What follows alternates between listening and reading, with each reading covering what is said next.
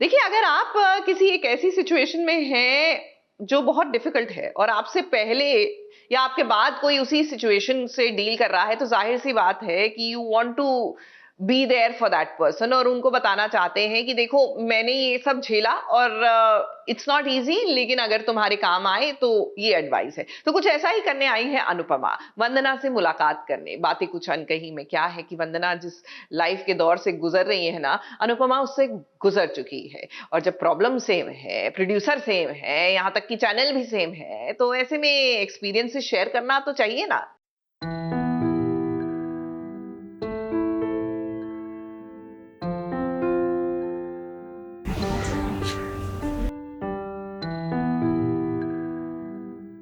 माँ पापा बन के बुलाओ सर और मैं ये रिश्ता समझ पाई, क्या ये दुनिया हमारा रिश्ता समझ पाएगी?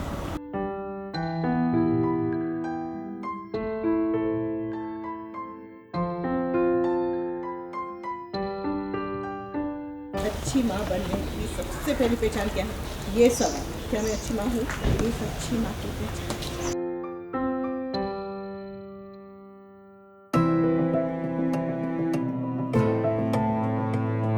तारा ने तुम्हें माँ बना दिया।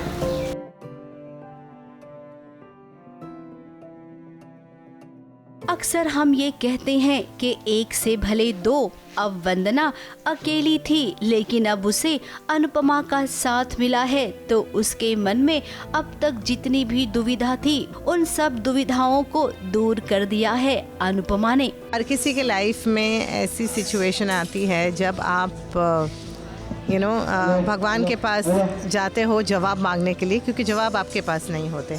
और मेरा ये मानना है कि भगवान किसी ना किसी तरह से किसी को निमित्त बना के भेज देते हैं, किसी को वो जवाब देने के लिए भेज देते हैं जो आपको चाहिए थे। ऐसा नहीं है कि जो आप सुनना चाहते हैं वही कहा जाएगा, लेकिन शायद जो आप समझते हैं लेकिन समझना नहीं चाहते वो कहा जाए। अब क्या गलत है क्या सही है ये हम नहीं समझ पाते हैं, लेकिन जब कोई बड़ा इस सिचुएशन के हिसाब से फैसला लेने को समझाता है, तो ये बात बहुत आसान हो जाती है कि आगे हमें क्या करना चाहिए। कि कुछ ऐसी ही राह दिखाने वंदना को अनुपमा आई है। As a voice of reason Rajan ji के हमेशा से ये है कि कुछ वो सोचते हैं और उन्हें लगता है कि कोई उनका कैरेक्टर ये बोले तो उसका इम्पैक्ट ज़्यादा होगा, तो उस हिसाब से वो अपने कैरेक्टर को अपने शोज़ में भेजते हैं। तो चाहे वो नायरा मेरे पास आई थी या फिर साइली भी पहले मुझसे मिलने आई थी, एंड आज मैं आई हूँ साइली से मिलने के वंदना से मिलने के लिए। अनुपमा जी का एक्सपीरियंस बहुत रहा है और पहले भी उन्होंने मुझे एक अच्छी एडवाइस दी थी, इस बार भी उन्होंने बहुत प्यारी एडवाइस दी है। एंड समवेयर मैं चाहती थी कि कोई मुझे मेरे दिल की बात कहे, और वही अनुपमा जी ने मेरी दिल की बात कह दी। एंड बस बड़ों का जो एक्सपीरियंस होता है वो ज़्यादा मैटर करता है। अब अनुपमा की जिंदगी की अगर बात करें तो उसने बहुत सारे उतार चढ़ाव देख लिए हैं। इस जिंदगी में आए हर पड़ाव को अनुपमा ने हंसते हंसते और समझदारी से पार किया है।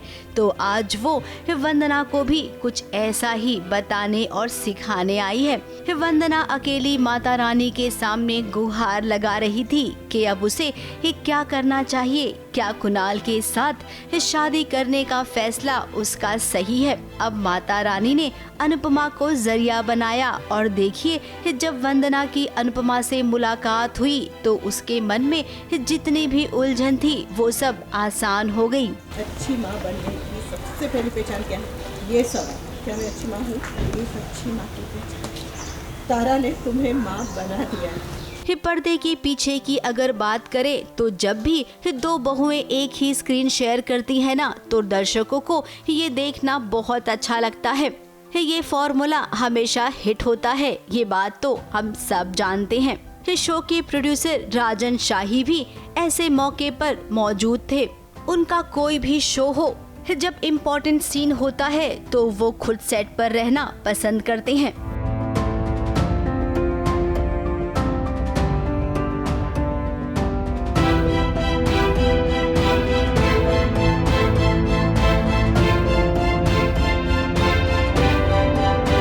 ऐसा होना भी चाहिए। और जब प्रोड्यूसर अपने शोज का जायजा लेते हैं ना, उस वक्त कलाकारों के मन में ये बात जरूर रहती है कि हाँ, हम सब एक साथ हैं।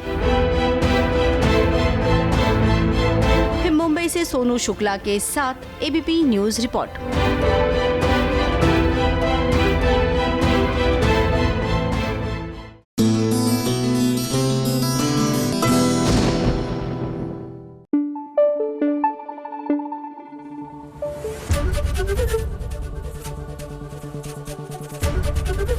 एबीपी न्यूज आपको रखे आगे।